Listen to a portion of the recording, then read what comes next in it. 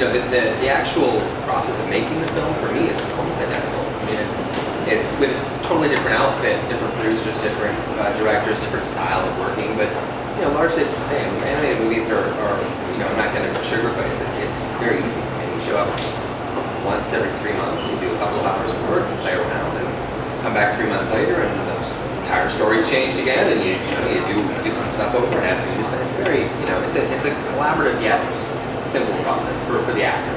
The animators, those are the guys that are sweating the sweatshop. Did you do any snail research? No. I no longer admit to eating. Oh. All right. Delicious. Yes. No. Not a lot of snail research to be done. They're very slow and uncooperative. So, unlike Turbo. Right. It changed many times. That's the great thing about being a kid is that you're kind of at the mercy of a tremendous amount of whim.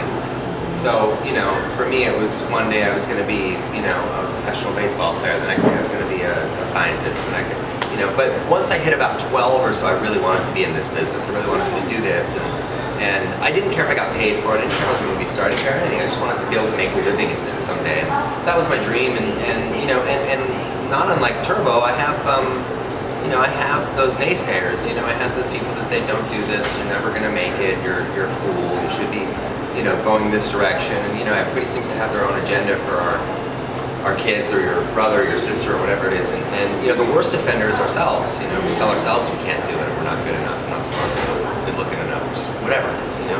And you really have to you have to usurp those thoughts and just kind of push forward and see what you can do. And for me, it was just moving down to LA. That was the scariest thing. Moving from Vancouver to LA and taking part in that system, and my expectations were always very minimal for myself, so I managed to thwart as much letdown as possible. But and that's always served me really well, is keeping my expectations kind of reasonable.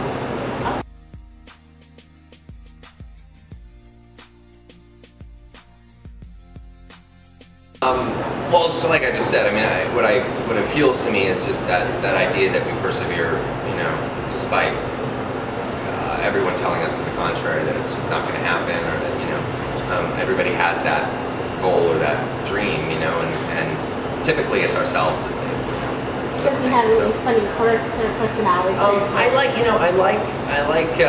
I grew up with a lot of brothers, so I like the fact that Turbo is kind of has a bit of a silver tongue. He can throw it back at Chad as much as Chad can throw it at him. So I knew growing up in my household, it wasn't my brawn that saved my ass; it was my wit, absolutely. So that was how I also I devoted more time to upsetting my brothers. I was the youngest. I didn't have as many responsibilities, so I could really devote time to drawing up my humiliation for them in almost in an architectural sense. I've been pretty lucky that I've been able to have a career in which it's fairly varied, that I'm able to do dramas and action movies and small independent films. So, but lately I've just been on a real kick of smaller films. I just did 2 smaller films back to back, one with Adam McGoyan, who makes intimate, interesting work, and also another film with Marjane Satrapi, who's a woman who's out of Paris but is Iranian in descent and is just an incredible filmmaker. So those are just smaller films that I've been doing, and I'm excited about that. I'm about to do another smaller film as well. So they're great because they're small, they're short. You can do 3 or 4 in the space of 5 or 6 months, whereas a movie like Turbo is going to take 2.5 years, a movie like R.I.P.D. is going to take 6 months to shoot. So I like that. I like that style of work a lot.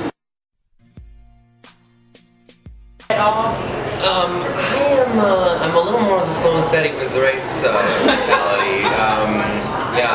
I'll drive in my car and around it. It's actually, it's sort of the stereotypes get a little bit flipped. I'll sit in my car with my wife and be like, "Can you speed it up? Are you kidding me? We're actually going backwards. If you got any slower, we're going backwards." So yeah, I get a little distracted. I like to, I listen to, This American Life is one of my favorite shows, so I listen to it, and I'm driving all the time when I'm sort of gripped. So when I get excited, I hit the brakes, and that's a terrible thing to do, especially when you're operating a gasoline-infused bomb down the highway. Well, actually, mine's electric. But yeah, so I'm not a big racer. I have 17 years of motorcycling under my belt, so I love motorcycles. I love fixing them. I love racing them. I love riding them. So I'll do that, but not in a car. I think it's great. I mean, for me, I have an army of nieces and nephews. I mean, literally an army. If we militarize them, we all be screwed. And so for me, it's a blast to have them out for the premiere and have them here and be a part of this. And more often than not, they don't really get to see their uncles this side of it. And this is the side that's really exciting to them. I mean, if visiting me on the set, that's like giving a child Ambien. But coming to this part of it is the fun part for them. It's the terrifying part for me, but it's the fun part for them. So I love that they get to come and they get to go to the premiere and they get to see the movie and watch it in 3D and just be blown away. And that's in and of itself, that's the reward. So when I signed on to do this one in Cruise as well, I was just so excited about that part. I can't really comment. I don't use social media. I think it's a fantastic medium. I think it's a wonderful way for people to share information, and it's instant. I mean, it's terrifying for many reasons as well. But no, I don't participate in it at all. Yeah, my mom does, and some family members and stuff. So they love it because they can see pictures. My mom can see pictures of grandkids, and it's great for that stuff, like Facebook stuff. But no, I don't do too much of it.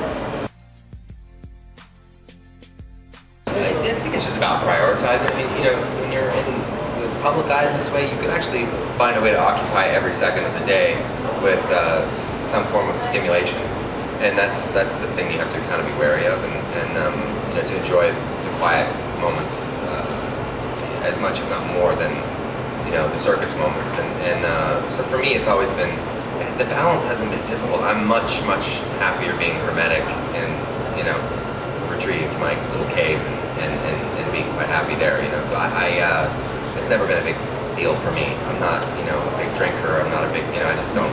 I didn't really fall into a lot of those trappings, which are very easy to fall into, and I understand why they're easy to fall into. But I've always had kind of a low key personal life. I live in New York, so there's always something to do. It's the great thing about living in New York is you walk one block and you've been exposed to more culture than you would find in a 5.5-hour drive through Brentwood. So it's a nice feeling. It's nice to live in the city and to be a part of it. It's like a moving, breathing machine, and I love it. So when I have my family, we'll go for a walk, we'll go to a museum, we'll go see a show. There's a million things to do in the city.